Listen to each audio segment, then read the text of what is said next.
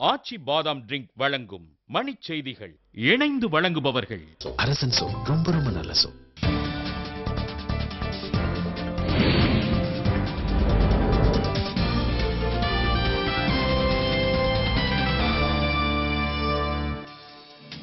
Commonwealth போட்டியின் மூலம் ஒப்பந்ததாரர்களுக்கு 250 கோடி ரூபாய் லாபம் கிடைத்ததாக சுங்லு குழு அறிக்கை.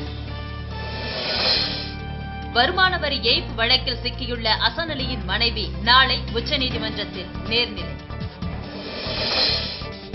கும்மிடிப்பூண்டி தொகுதி பாமக வேட்பாளர் KN சேகருக்கு ஆதரவாக வழக்குரைஞர்கள் பரப்புரை. பிரதமர் பதவிக்கு ஆசைப்படவில்லை என பீகார் முதலமைச்சர் நிதிஷ்குமார் அறிவிப்பு.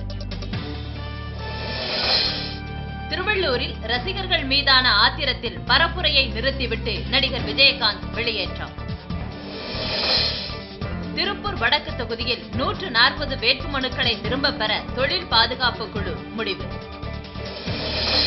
பாகிஸ்தானில் 27 ஆண்டுகள் சிறையில் அடைக்கப்பட்டுள்ள இந்தியர் கோபால் தாஸை விடுவிக்க சர்தாரி ஆணை.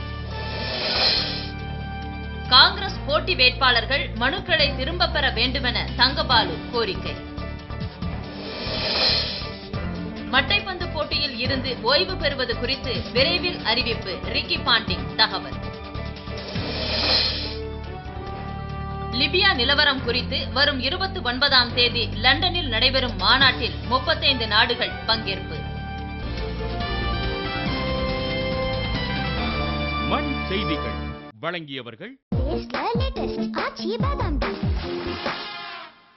இணைந்து வழங்கியவர்கள் அரசன் சோப். ரொம்ப ரொம்ப நல்ல சோப்.